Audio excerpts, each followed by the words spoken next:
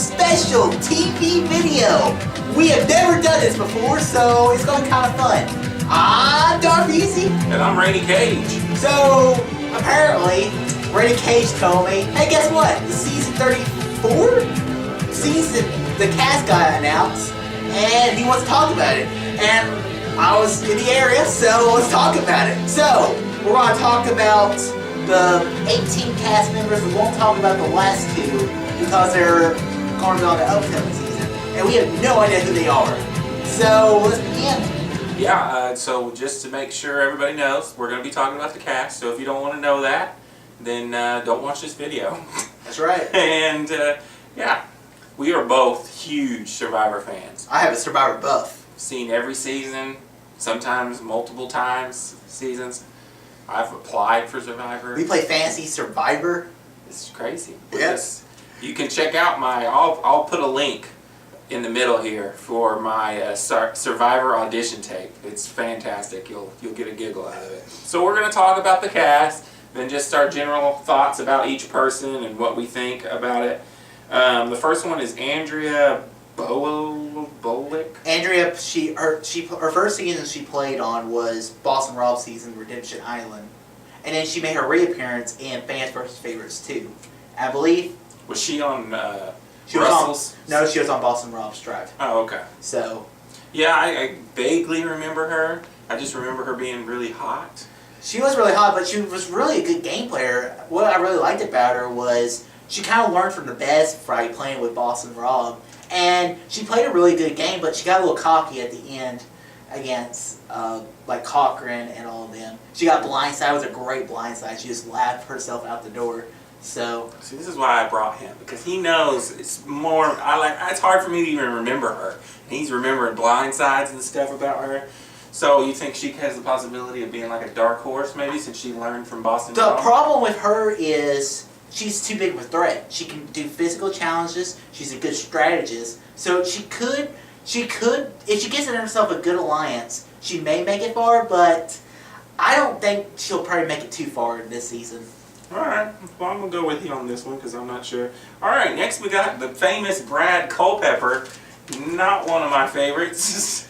Yeah, football player. Or baseball player. Football player. Yeah, I don't know. This would be his second time, right? Yeah. He's only been on the show one other time. His first season was Blood vs. Water. He's the husband of Monica, who made it to the final 3, and she also played in Survivor One World. Not a good season of Survivor. We'll talk about that in a little bit. But Brad Culpepper, he made it to, I think, top 16, top 15, and his alliance betrayed him pretty much. And wasn't he like super aggressive? I remember like people didn't like him because he was like. He formed like an all-male alliance, and they got rid of most of the female. And you see people that are like, "F you, Brad Culpepper," and it was a weird season for him. I think, me personally, I think Brad Culpepper could do well in a season because he could just become he's a loyal person. If he gets in the right alliance, he can make it pretty far in the game. I don't know about him. I don't really feel one way or another about him, but we'll see. Alright, next we got Aubry from the previous season. She's one of my favorites. And of this cast?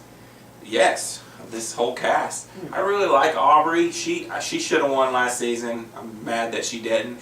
And just her whole arc last season from almost quitting like on day 2 to almost winning the show. She could be a Cochran of this season, just like she kind of was last season.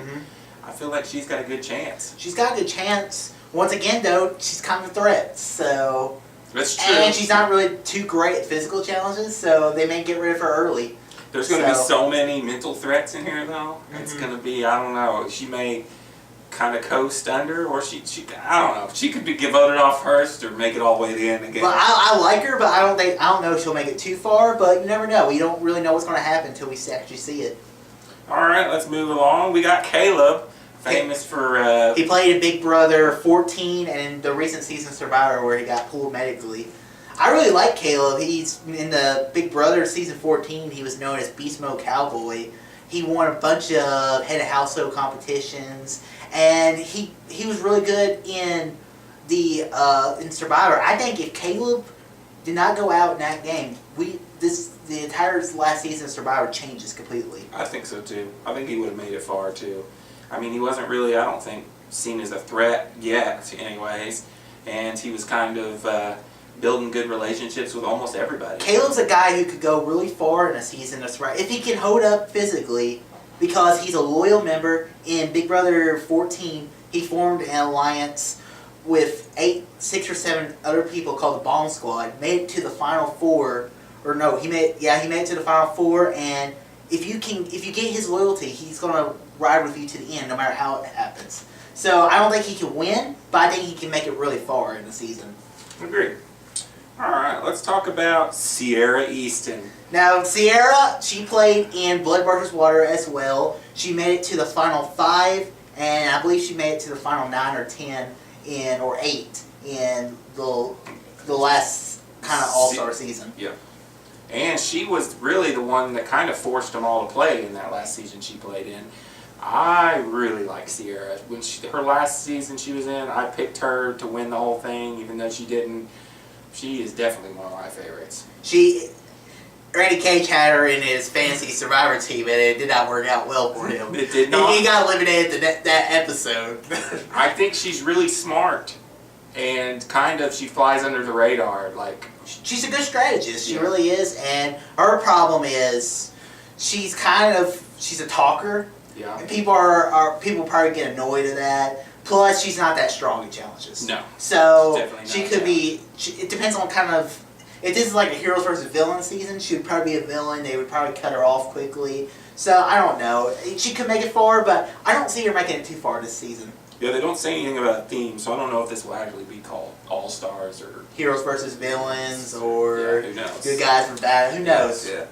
All right, Jeff Varner. Now Jeff Varner was a guy I feel like he got screwed over in the twist this one of the most recent seasons. I feel like he was in such a good position, and he got so much screen time. You're like, this guy's gonna make it far, but he didn't.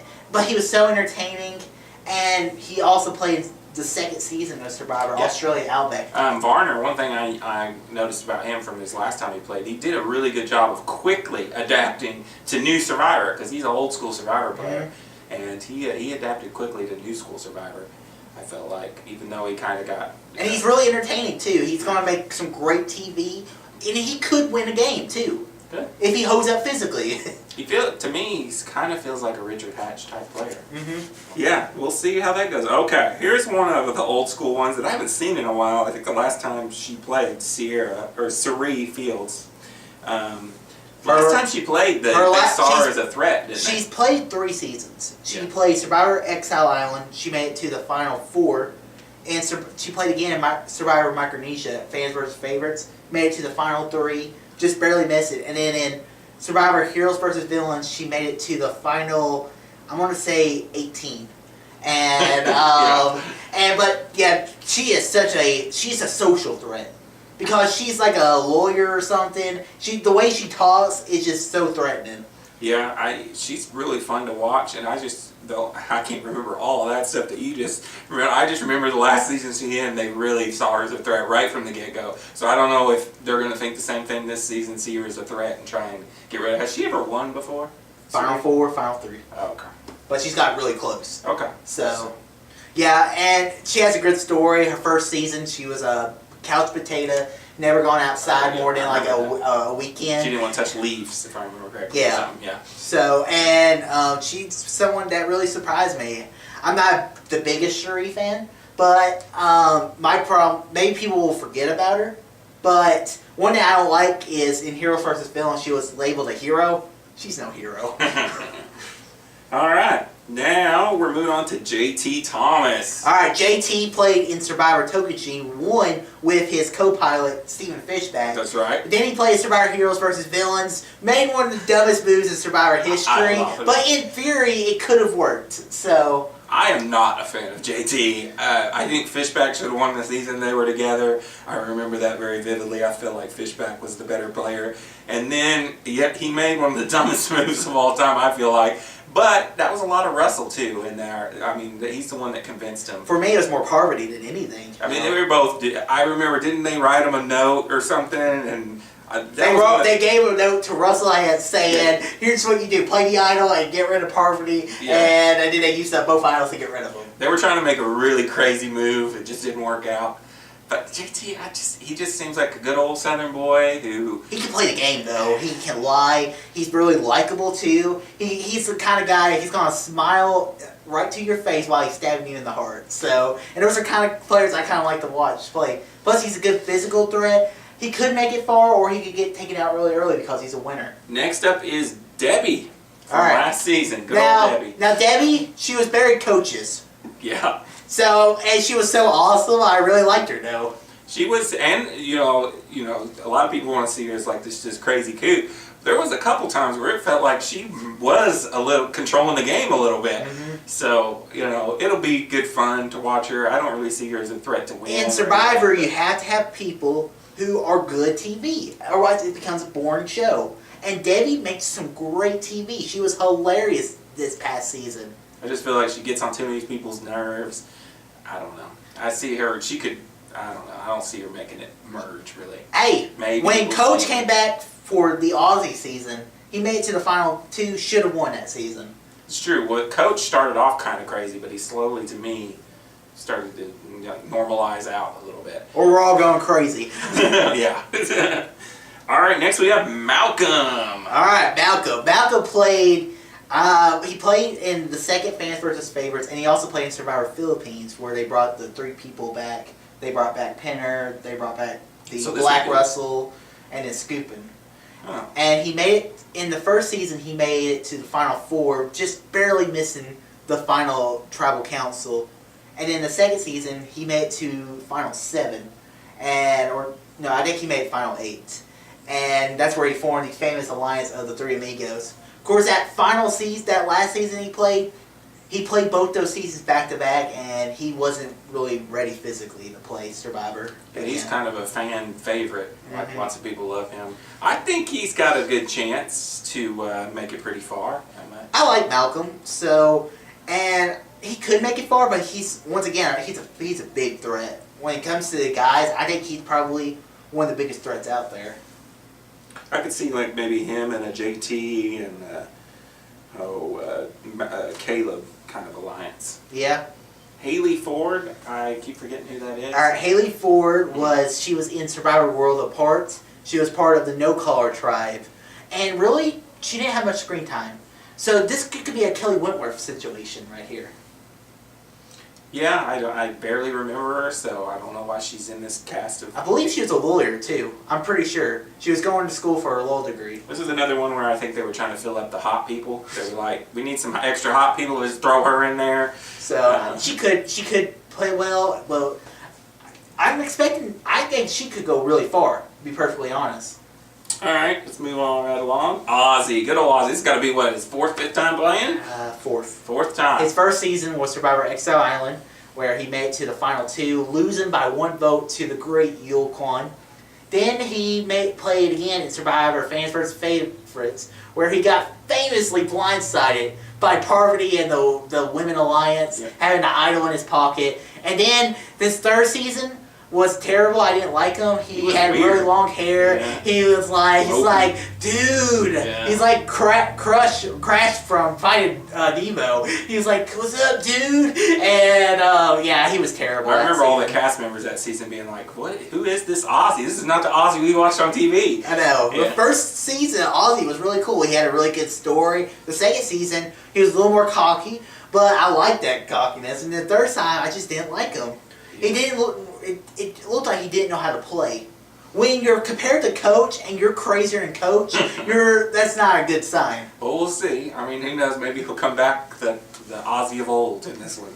Who knows? We'll see. All right, Tai from last season. Now, Tai is, once again, he's a good character.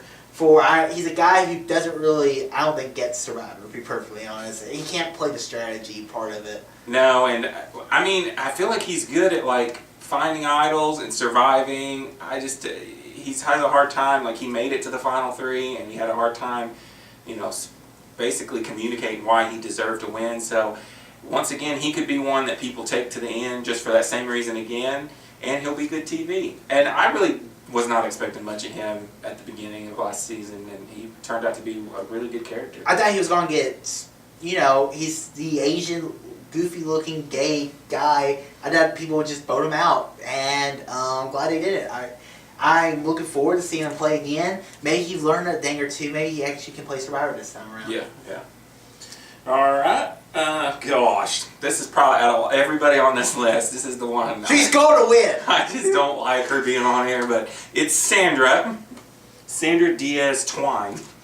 Now, her first season on Survivor, I actually kind of liked Sandra, but her last time, she just didn't deserve to win. I mean, they weren't going to vote for Russell, but if they're not going to vote for Russell, vote for Parvati at The least. season with Russell should have won that season. I hated that Russell didn't win. For me, I know you disagree. Russell has no social game. If you don't have a social game in Survivor, you're not going to win.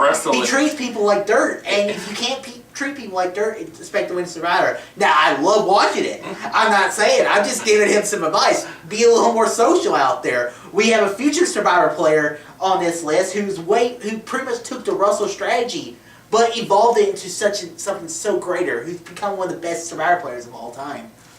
Well, Russell is my all-time favorite. He shouldn't have been beat by Sandra. I'm with you. I would have much rather Parvati won instead of Sandra that season, but whatever. It feels like Sandra just gets on here and goes, oh, I got all these kids, give me money. No, for me, Sandra, she has a strategy. She's a weak challenger, so people are like, we're not going to beat her. And one day her strategy always is, hey, if it isn't me, I don't care. And it's a good strategy. She plays a perfect floater character. She can go from one side to the other. And really, do you really want to waste a vote on Sandra? And then she gets the million at the end. Yeah, then she kind of slowly just close to the end, and then everybody's thinking, no way she'll win it again. And then she wins it. It will be hilarious if she wins again. I would probably pick her up if we do Fantasy Survivor again, because I'm like, well, just in case, I'm going to pick her up. Stop. Alright, now probably the character you were talking about, good old Tony. Tony Vlachos. Yep. Look at me, I'm Tony. He's such a great Survivor player. I think he's one of the greatest players of all time. That season was so good. It was good. I think he's not as refined as Russell. I know you think he is more refined than Russell. I remember that season, he was all over the place sometimes, and a lot of luck played in, but a lot of luck played in with Russell too. He found immunity idols. He knew how to build relationships with people like Wu. He convinced Wu to take him to the final two over a sure bet against Cass. Wu would have been the winner of that season. And that's just great social skills. Russell couldn't have done that. I don't know. But I really do like Tony.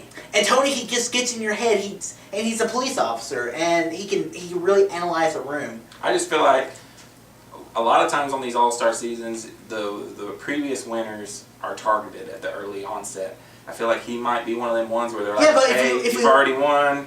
We don't need... If you look at the original All-Stars, the winners were targeted right at the beginning. In Heroes vs. Villains, not really. JT made it to the final 9. Tom made it to the top 13 or 14. Sandra made it to the final 3. Parvati made it to the final 3.